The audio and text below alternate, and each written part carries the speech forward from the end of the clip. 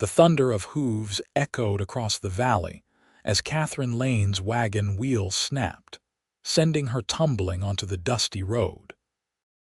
5 months pregnant and miles from the nearest town, she clutched her swollen belly, eyes widening at the sight of 6 riders appearing on the horizon like harbingers of death. Wyoming Territory, 1876. Catherine had never imagined her journey west would end like this. The promise of a new life in Eureka Springs had seemed worth the risk, even in her condition. Her husband James had sent for her after establishing their homestead, but the letter informing her of his sudden death from fever had arrived just days before her scheduled departure. By then, selling their Philadelphia home had left her with nowhere to return to. With a child growing inside her and determination in her heart, she had decided to claim the land that was rightfully theirs. Now, as the riders approached, their faces hidden beneath bandanas and hats pulled low, Catherine realized her mistake. She had dismissed the stage driver's warnings about the Blackwell gang terrorizing the territory. The notorious Outlaws had been robbing travelers and homesteaders for months, leaving few survivors to tell the tale.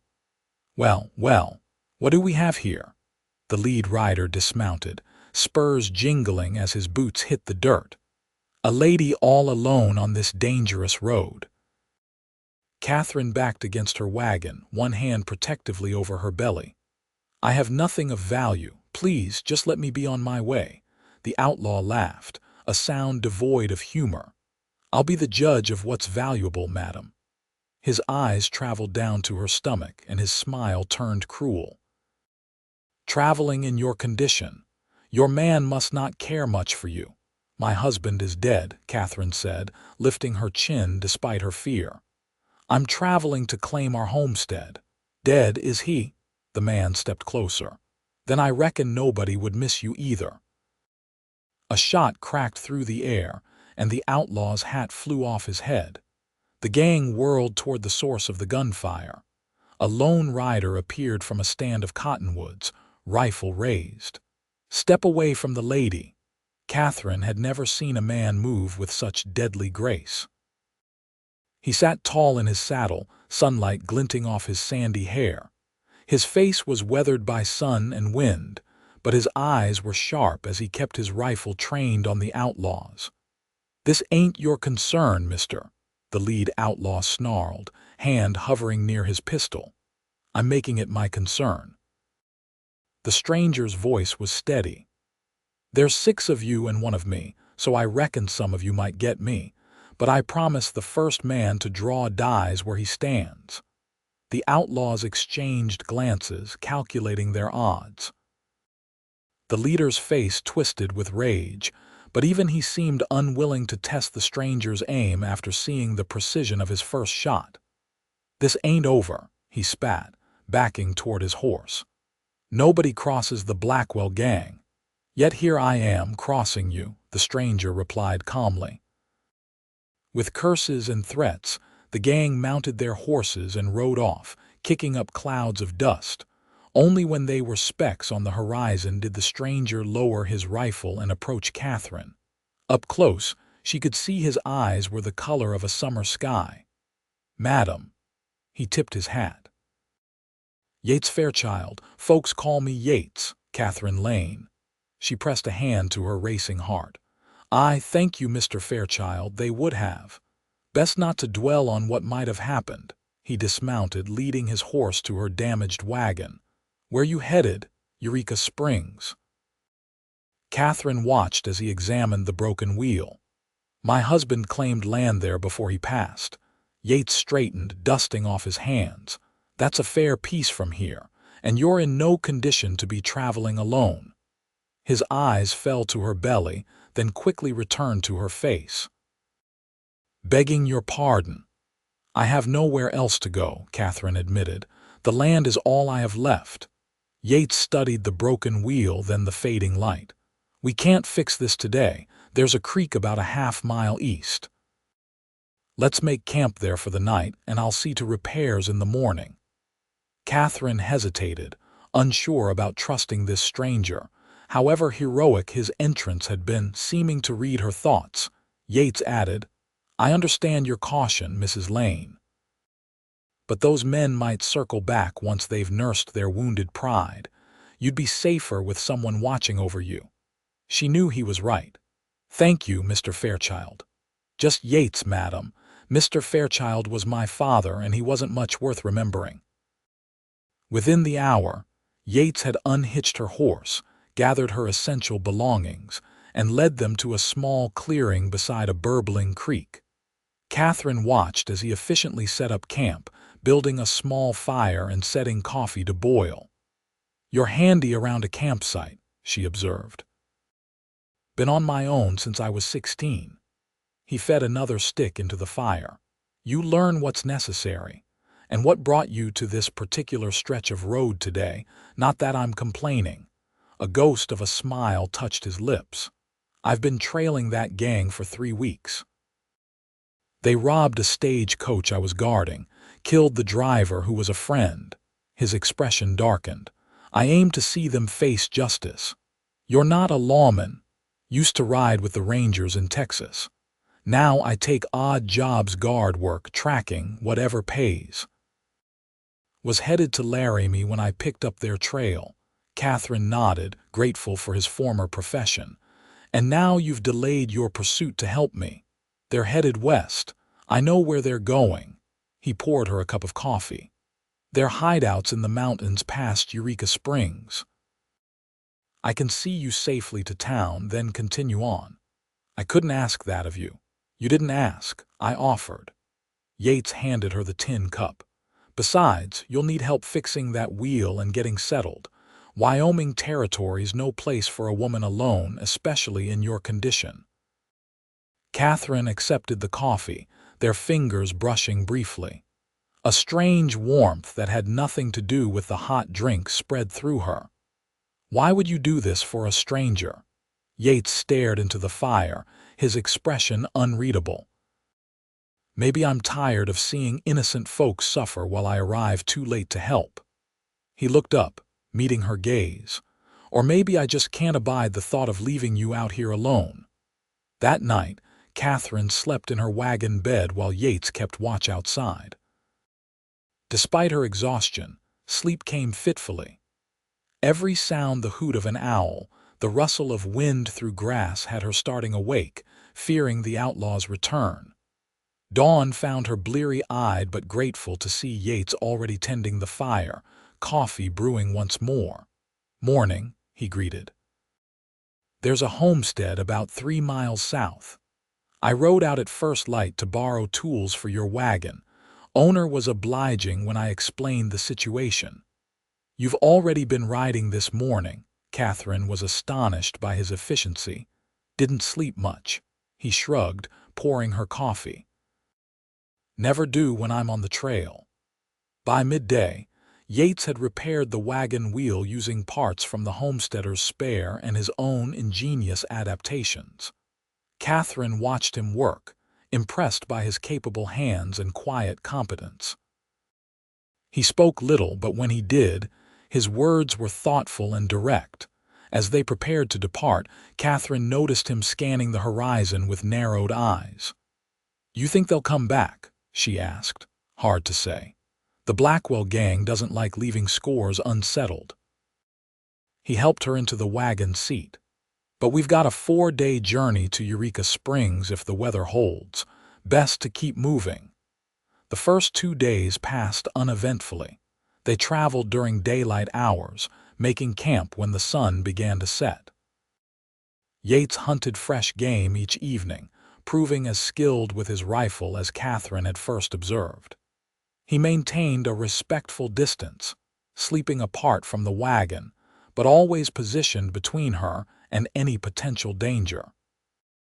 On the 3rd evening, as they sat by the fire after a simple meal of rabbit stew, Catherine finally asked the question that had been troubling her. "What will happen when we reach Eureka Springs?" Yates looked up from cleaning his rifle. "You'll claim your land." I'll help you get settled, then continue after the Blackwell gang. And if they've left the territory, then I'll follow." His hands moved methodically over the gun. Men like that don't stop until someone stops them. "It seems a lonely life," Catherine observed softly. For a moment, Yates's hands stilled. "It's the life I know. Have you never wanted something different? A home, perhaps, family?" "Once." His voice was so quiet she barely heard it. "My wife Sarah died of fever 6 years ago, our son with her." He resumed cleaning the rifle, his movements more deliberate. After that, roots didn't seem worth putting down. Catherine's heart ached for him. "I'm sorry, I shouldn't have pried. It's no secret, just not something I speak of often." He glanced at her. "What about you? Will you manage the homestead alone?" Catherine placed a protective hand over her belly. "I don't have much choice. This child deserves a home, and the land is all I have to offer. It's harsh country for a woman alone. I'm stronger than I look, Mr. Fairchild." A hint of a smile touched his lips. "I don't doubt that, Mrs. Lane." That night, a spring storm rolled in, drenching their camp within minutes. Yates insisted Catherine remain in the relative dryness of the wagon while he endured the downpour. By morning the rain had stopped, but Yates was soaked through and fighting a cough. "You need dry clothes and rest," Catherine insisted, concerned by his feverish appearance. "We need to keep moving," he countered, though his voice was hoarse. "Not if it kills you before we arrive." She was firm. "There's a stand of trees ahead. We'll stop there long enough for you to change and dry your things by a fire." To her surprise, Yates conceded without argument, a sign, she realized, of how poorly he must be feeling. In a sheltered grove, Catherine built a fire while Yates changed into his spare clothes behind the wagon. When he emerged, still shivering despite the fresh attire, she insisted he rest. "Just an hour," he agreed reluctantly, settling near the fire. Catherine watched as he fell into an exhausted sleep almost immediately. In repose, the hard lines of his face softened. She noticed for the first time a small scar at his temple and the slight curl to his hair as it dried. Without thinking, she reached out to brush a strand from his forehead, then pulled back, startled by her own impulse. What was happening to her? This man was a stranger, yet in 4 days she had come to rely on him completely. More unsettling were the feelings stirring within her feelings. She had no right to harbor so soon after James's death, especially toward a man who had made it clear his path led elsewhere. Yates slept for 3 hours before waking with a start, hand automatically reaching for his gun. "Easy," Catherine soothed. "All's well, you needed the rest." He sat up, running a hand over his face. "We've lost half a day, but gained a healthier guide," she countered. "Your clothes are dry and I've made food. We can still cover some ground before nightfall." Yates studied her for a moment, then nodded. "You're practical, Mrs. Lane. I appreciate that." They ate quickly and resumed their journey. By sunset, they had made decent progress despite the late start. The land was changing as they traveled, becoming more rugged, with pine-covered hills rising in the distance. "We're entering the foothills," Yates explained. "Eureka Springs lies in the valley beyond that ridge." He pointed to a distant mountain. "Another day's travel if we push hard." That evening, as they made camp, Catherine noticed Yates seemed distracted, his eyes constantly scanning their surroundings. "What is it?" she asked finally. "Probably nothing." But his hand rested on his holstered pistol. "Just a feeling. You think we're being followed, maybe." He added wood to the fire. "The gang knows these hills better than I do. They could be circling around." Catherine felt a chill that had nothing to do with the evening air. "What should we do? Keep watch tonight? Leave at first light?" Yates met her gaze. "I won't let anything happen to you, Catherine. That's a promise." It was the first time he had used her given name, and the sound of it in his deep voice sent an unexpected warmth through her. "I trust you," she said simply, and realized she meant it completely. Neither of them slept much that night. Yates insisted on taking the longer watch, but Catherine found rest impossible with danger potentially lurking in the darkness. She lay in the wagon, listening to every sound, her hand resting on her rounded belly where the baby kicked restlessly. As if sensing her anxiety, dawn arrived without incident, and they set out early, pushing harder than before. The terrain grew more challenging, the wagon jolting over rocky ground. Catherine gripped the seat, trying to cushion her body against the worst impacts. By midday, Yates called a halt. "You need to rest. The baby too," Catherine didn't argue. Her back ached fiercely, and she was grateful when Yates helped her down from the wagon, his strong hands gentle at her waist. They stopped near a small stream, the horses drinking gratefully while Catherine stretched her legs. Yates checked the wagon, tightening a loose bolt he discovered. "We're making good time," he assured her. "Should reach the valley by nightfall, then Eureka Springs by tomorrow noon." Catherine nodded, trying to hide her mixed feelings. While she longed for the security of reaching their destination, she also dreaded the inevitable parting that would follow. "What will you do after you find the Blackwell gang?" she asked, watching him work, see them to justice. His expression hardened. "After that?" He shrugged. "Find another job, I suppose. You could stay," Catherine said before she could stop herself. "In Eureka Springs, I mean. A town always needs men with your skills." Yates looked at her, something unreadable flickering in his eyes. "Might be I could for a spell. Depends on how things unfold." It wasn't much, but it was enough to kindle a small hope in Catherine's heart. They had just finished their brief meal when Yates suddenly tensed, his hand moving to his pistol. "Get in the wagon," he said quietly. "Now." Catherine didn't question him, scrambling into the wagon bed as Yates rapidly hitched the horses. She peered out, seeing nothing but the empty landscape. "What is it?" Dust cloud about 2 miles back. He worked quickly, securing the harnesses. "Moving fast. Could be nothing, but I don't like it." They set off at a brisk pace, the wagon bouncing over the uneven ground. Catherine clung to the sides, her heart pounding as she looked behind them. Now she could see it too, a distant plume of dust moving rapidly in their direction. "Riders," Yates confirmed grimly. "At least 4. The Blackwell gang. Can't be sure, but we're not waiting to find out." He urged the horses faster. For an hour they maintained their lead, the wagon rattling dangerously as they pushed the team to its limits. But gradually the dust cloud grew larger. Their pursuers were gaining. "They've got fresher horses," Yates muttered. "We can't outrun them." Ahead, the trail wound into a narrow canyon, rocky walls rising on either side. Yates studied it, then made a decision.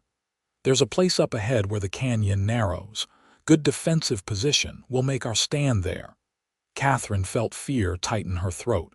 "Stand against 4 armed men." "5 now," Yates corrected, squinting at their pursuers. "But they'll have to come at us 1 or 2 at a time through that narrow pass. Evens the odds." They reached the canyon entrance, and Yates guided the wagon behind a large boulder, providing some cover. He helped Catherine down, leading her to a protected alcove in the rock wall. "Stay here. Keep low." He handed her his spare pistol. "You know how to use this." Catherine took the weapon, its weight unfamiliar in her hand. "My father taught me, but it's been years." "Just point and pull if they get past me." His eyes met hers, intense and focused. "I don't intend to let that happen." He turned to go, but Catherine caught his arm. Acting on impulse, she rose on her toes and pressed a swift kiss to his cheek. "For luck," she whispered. Surprise flashed across his face, followed by something deeper that made her breath catch. Then he was gone, positioning himself behind the boulder with his rifle ready. The weight was excruciating. Catherine could hear the approaching riders, their horses' hooves echoing in the canyon. She cradled her belly protectively, whispering reassurances to her unborn child. "Well, well," a voice called out, the same one she recognized from their first encounter. "Looks like our friends decided to wait for us."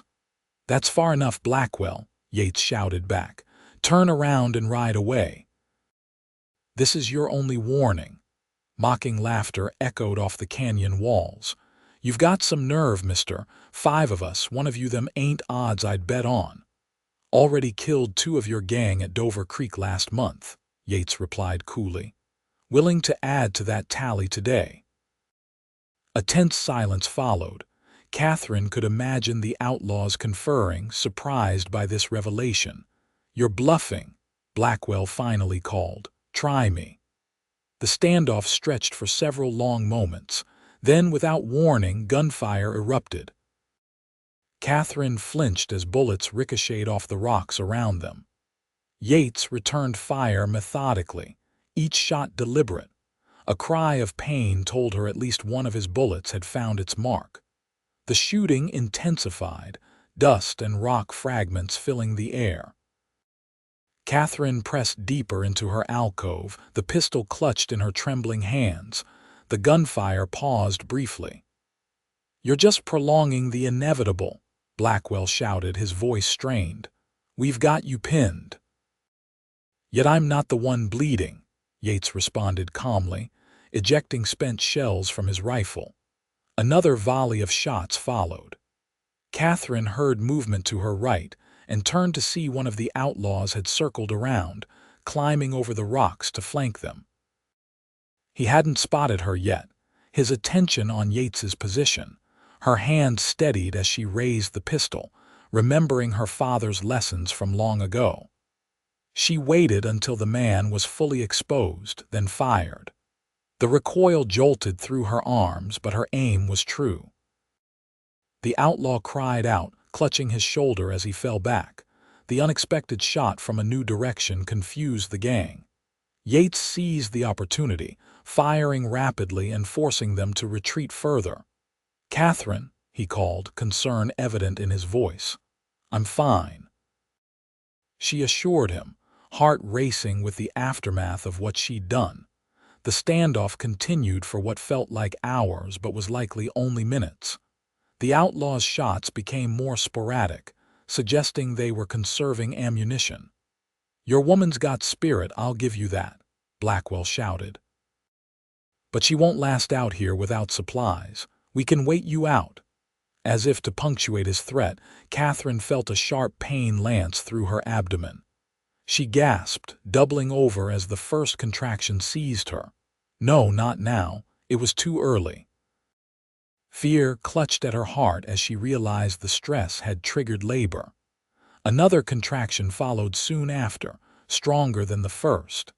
She bit her lip to stifle a cry, not wanting to distract Yates or alert the outlaws to her vulnerability. But when the third contraction hit, she couldn't contain a whimper of pain. Yates glanced back, his eyes widening as he took in her hunched posture. "Catherine, the baby," she managed through clenched teeth. "It's coming." Alarm flashed across his face, quickly replaced by determination. He fired several rapid shots to keep the outlaws at bay, then scrambled to her side.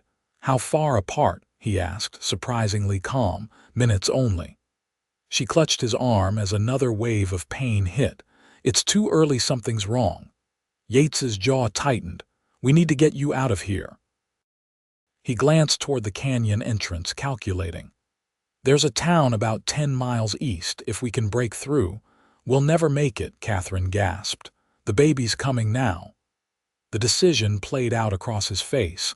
Then, resolved, he nodded. "All right, first we deal with them." He moved back to his position, checking his ammunition. "Blackwell," he called out. "A woman's in labor here. Let us pass and this ends now." Laughter echoed from the rocks. "Nice try. You expect us to fall for that. It's not a trick, you bastard." Yates's voice carried real fury. She needs a doctor. Then surrender, throw out your weapons, and maybe we'll let her live.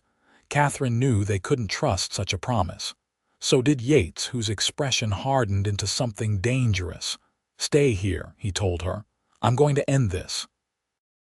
Before she could protest, he had moved, darting between rocks with surprising speed.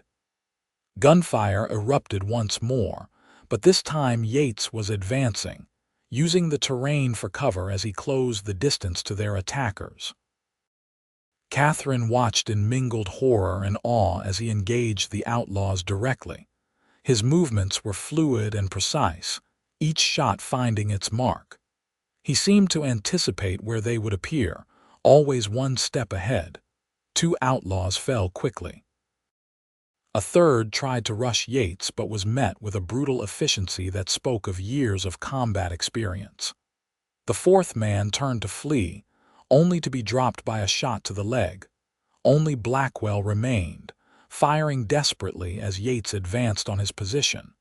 Then his gun clicked empty. Cursing, he drew a knife, lunging at Yates with desperate ferocity. They grappled briefly, tumbling behind a large boulder.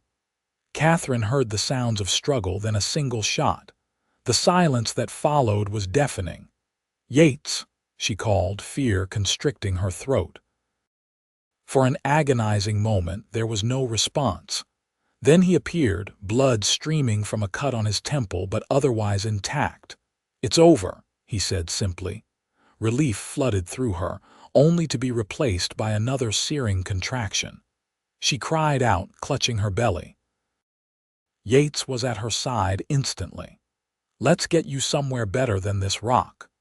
He helped her to her feet, supporting most of her weight as they moved to the wagon. With gentle efficiency, he arranged blankets in the wagon bed, creating a makeshift birthing place sheltered from the elements. "Have you done this before?" Catherine asked as he helped her settle. "Delivered foals and calves," he admitted. "Never a human baby." Despite her pain, Catherine managed a smile.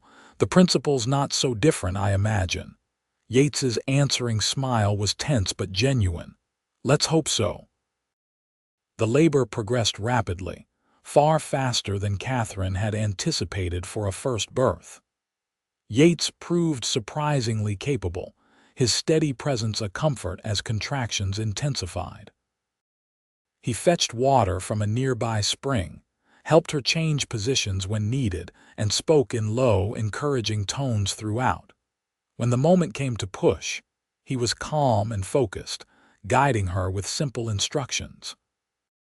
Catherine bore down with all her strength, drawing courage from Yates's unwavering confidence. "I can see the head," he told her, voice thick with emotion. "One more push, Catherine. You can do this." Gathering her remaining strength, Catherine pushed, crying out as the baby finally slid into Yates's waiting hands. For a terrifying moment, there was silence. Then a lusty wail filled the air. "A boy," Yates announced, his voice unsteady. "A strong, healthy boy."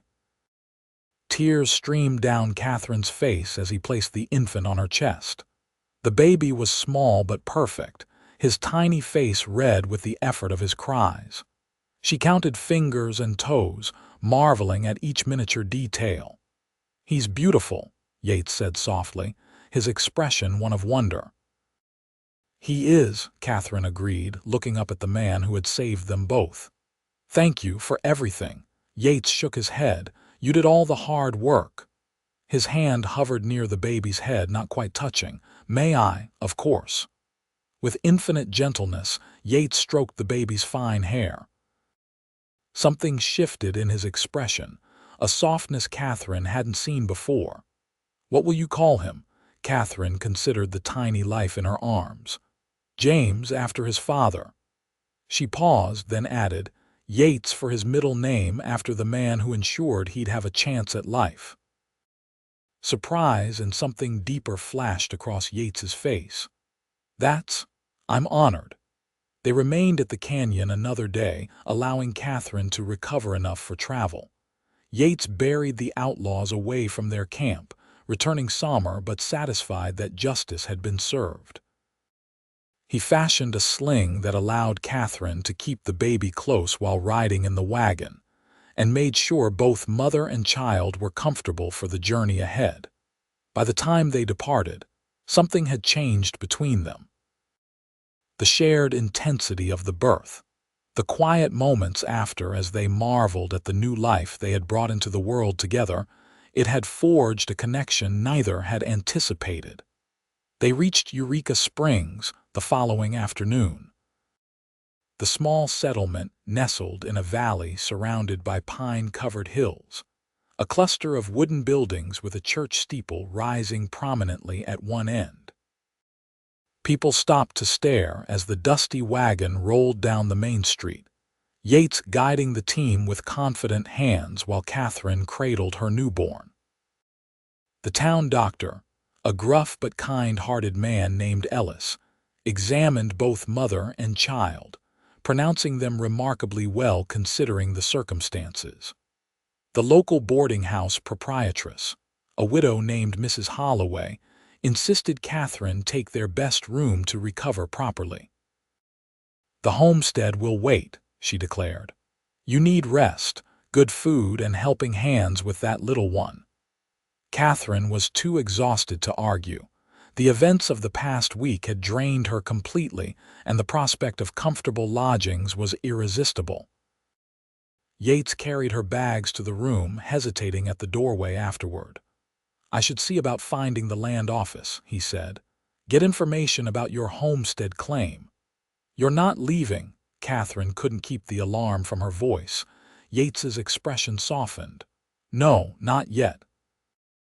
I promised to help you get settled, remember?" Relief washed over her. "I remember." The following days established a pattern. Yates would handle matters in town during the day, visiting the land office, purchasing supplies, arranging for repairs to the wagon while Catherine recovered and cared for little James. Each evening, he would join her for dinner, recounting his progress and holding the baby while she ate. A week after their arrival, Yates brought news. "I've located your land. It's about 4 miles east of town, good water access, decent soil." He hesitated. "But the cabin needs work. The roof's partially collapsed and there's damage to one wall," Catherine sighed. "Another obstacle. How bad?" "Repairable, but not something you should tackle right away." He studied her face. "I was thinking, maybe you should stay in town a bit longer, at least until the baby's stronger and you've fully recovered. I can't impose on Mrs. Holloway indefinitely. There's a small house for rent on Elm Street. Nothing fancy, but it's sound and has 2 bedrooms." Yates spoke casually, though Catherine sensed an underlying tension. "I took the liberty of securing it for a month. Gives you time to plan your next steps." Catherine was touched by his thoughtfulness. "That's very kind, but what about you? You said you'd be moving on after we arrived." "I thought I might stay on a while."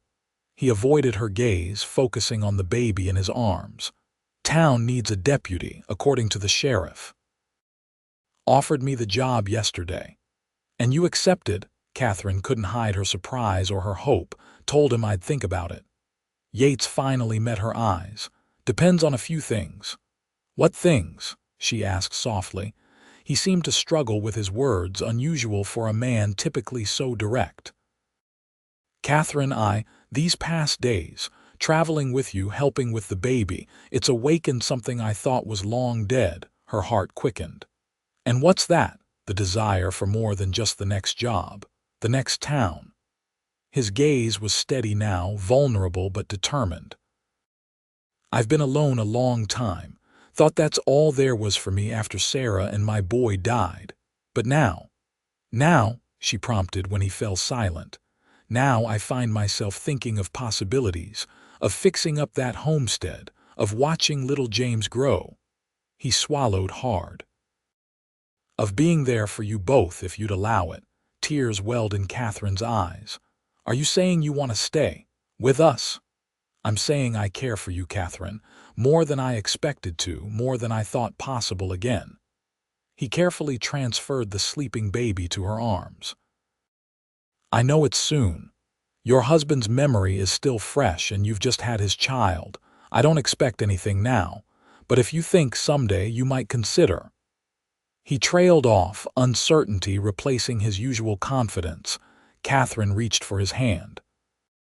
"James was a good man and I mourned him deeply. But what I feel for you is something different, something I never expected to find on this journey." She squeezed his fingers. "I'd like very much for you to stay, Yates, for us to see where this leads." The relief and joy that spread across his face made him look younger, the hard lines of his experiences softened by hope. "I'd like that too." Over the following weeks, they settled into a new rhythm. Yates accepted the deputy position, working alongside Sheriff Reeves to maintain order in the growing settlement. Catherine, regaining her strength, began making plans for the homestead, consulting with local carpenters about the necessary repairs. They moved into the small house on Elm Street, Yates taking the second bedroom while Catherine and the baby occupied the main one. It was an arrangement born of propriety and mutual respect for the newness of their developing relationship. Each day brought them closer. Yates proved surprisingly adept with the baby, his large hands gentle as he changed and bathed the tiny boy. Catherine found herself watching these moments, her heart expanding with feelings she was finally allowing herself to acknowledge. One evening, as they sat on the small porch after putting James to bed, Yates broached the subject that had been on both their minds. "I visited your homestead again today," he said. "Hired Johnson and his sons to start work on the roof next week." Catherine nodded. "That's good, thank you." "It's a fine piece of land," he continued. "Good southern exposure for a garden, room for animals. Could be a real home with some work." "Our home," Catherine said softly, "if you want it to be." Yates turned to her, his expression serious. "I do want that, Catherine, more than anything. But I want to do this right." He reached into his pocket, withdrawing something small. "I've been carrying this for a week, waiting for the right moment." In his palm lay a simple gold band. "It was my mother's," he explained. "The only thing of value I've kept all these years." Catherine's breath caught. "Yates, I know it's fast," he said quickly. "Too fast, maybe, but life out here has taught me not to waste time when something matters.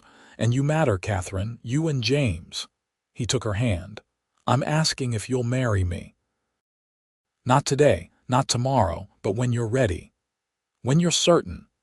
Tears filled her eyes as she looked at this man who had changed her life so completely in such a short time. The man who had fought for her, delivered her child, and shown her daily what it meant to be truly cared for. "I am certain," she whispered. "I've known since that day in the canyon, watching you risk everything to protect us. I love you, Yates Fairchild." His eyes widened at her declaration, hope blazing bright. "And I love you, Catherine Lane. Have since I first saw you standing brave against those outlaws, protecting your unborn child with nothing but courage." He slid the ring onto her finger where it fit as if made for her. Then he drew her close, his kiss gentle but filled with promise. The wedding took place 3 weeks later in the town's small church, with James cradled in Mrs. Holloway's arms as she stood witness.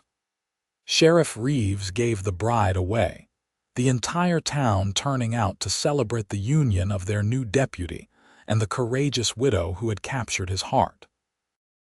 By spring, the homestead was ready for occupation. Yates had worked tirelessly alongside the hired men, rebuilding not just the cabin but expanding it, adding a proper bedroom and a covered porch where Catherine could sit with the baby. He constructed sturdy furniture with his own hands, a crib for James, a table where they would share meals, a rocking chair for the evenings. They moved in on a bright April morning, the land around them coming alive with new growth. Yates carried Catherine across the threshold, James secure in her arms, both men in her life bringing her joy she had once thought lost forever. That night, as they stood on their porch watching the sunset paint the Wyoming sky in brilliant hues, Catherine leaned into her husband's embrace. "Did you ever imagine when you rode to my rescue that day that we'd end up here?" she asked. Yates's arm tightened around her waist. "Not in my wildest dreams, but now I can't imagine being anywhere else. Nor can I." She turned in his arms, looking up at the face that had become beloved to her. "Thank you for fighting for us, for giving us this chance." "I'd do it all again," he said simply. "Every bullet, every risk. You and James are worth it all." Little James grew strong in the clear mountain air, taking his first steps on the homestead's wooden floor just before his first birthday. By his second year, he was following Yates everywhere, a miniature shadow to the man who, though not his father by blood, loved him with complete devotion. When Catherine discovered she was expecting again, Yates's joy was boundless. This time, there were no dangerous journeys, no outlaws to face, just the loving support of a husband who insisted she rest while he took on extra chores. Their daughter, Sarah Catherine, was born on a snowy December night, delivered by the town doctor in the comfort of their own home. Yates held her with tears in his eyes, whispering a promise to his first wife that he would love this child named partly in her honor with all his heart. The years passed, bringing both joys and hardships as they built their life together. The homestead flourished under their care, expanding to include a barn, a chicken coop, and eventually a proper garden where Catherine grew vegetables and herbs. Yates continued his work as deputy while also working the land, finding in this balanced life a peace he had never known in his wandering years. 2 more children joined their family: Thomas, named for Catherine's father, and Elizabeth, for Yates's grandmother. Their home rang with childish laughter and the warm sounds of family life. Sometimes, in quiet moments, Catherine would catch Yates watching their children with a look of wonder, as if he couldn't quite believe his good fortune. In those moments, she would take his hand, reminding him without words that this happiness was real, hard-earned, and lasting. On their 10th anniversary, as they sat on the porch of their expanded home watching their children play in the yard, Yates turned to his wife. "Do you ever wonder what might have happened if I hadn't been on that road the day we met?" Catherine considered the question. "Sometimes. But then, I remember something my grandmother used to say, that certain souls are meant to find each other, no matter the obstacles." Yates smiled, the lines around his eyes crinkling. He was sheriff now, respected throughout the county, his wandering days long behind him. "I like that thought. So do I." She leaned against him, content in the life they had built. "I believe we would have found each other somehow, even if not on that dusty road." "Maybe," Yates conceded, his arm around her shoulders, "but I'm grateful it happened the way it did. Every step, every challenge led us here. Even the Blackwell gang," she teased. "Even them, though I wouldn't thank them to their faces." His expression grew serious. "You gave me a reason to stop running, Catherine, a reason to build something lasting. And you gave me strength when I needed it most," she replied. "You taught me that new beginnings can come from the most unexpected places." As the sun set over their homestead, painting the sky in brilliant colors, they watched their children, living testaments to the love that had bloomed in the most unlikely circumstances. From danger and uncertainty had come this life of purpose and joy, a legacy neither could have imagined that fateful day on a Wyoming road. For Yates and Catherine Fairchild, the greatest adventure hadn't been surviving outlaws or bringing a child into the world amid gunfire, though those moments had forged their bond. The greatest adventure had been the life they built afterward, day by day, season by season, year by year. A life that began with a cowboy who fought to keep a pregnant woman safe, and continued as a love story written across the canvas of the American West, enduring, resilient, and true.